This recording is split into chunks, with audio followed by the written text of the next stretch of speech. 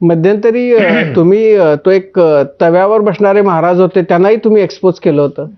हा, मला ते कल्पना होती तो कसा बसते. अच्छा. मग तो बसला, म्या पाहिलं.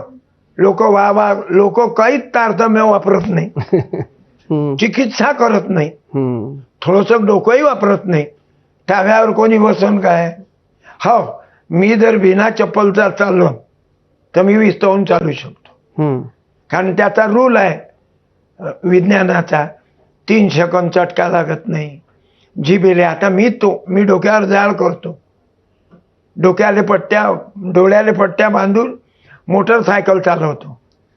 सफाई आहे तसा, आपण थोका कसा इकडच्या तिकडे फिरवतो असं आहे. पण लोकाईले साधी गोष्ट कळत नाही. मी अनेक हातसफाया करतो.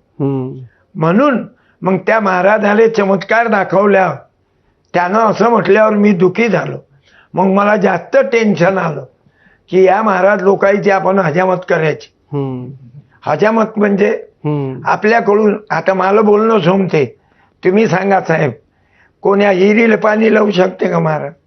मग विहिरीला पाणी लावलं असतं तर राजस्थानात 2-4 महाराज पाठवले असते आपण. प्रेमानं नसते गेले तर हातपाय बांधून पाठवले असते. पण काय लिहितात म्हणजे जगामध्ये जादू, चमत्कार, भानामती, करणी, भूत ह्या गोष्टी नाहीतच. आणि हे चिंचोका देते गोल करून, फुकटाचा चिंचोका 1 लाख रुपयाला. हा, 1 लाख रुपयाचा. किती मोठा हुशार महाराज आहे.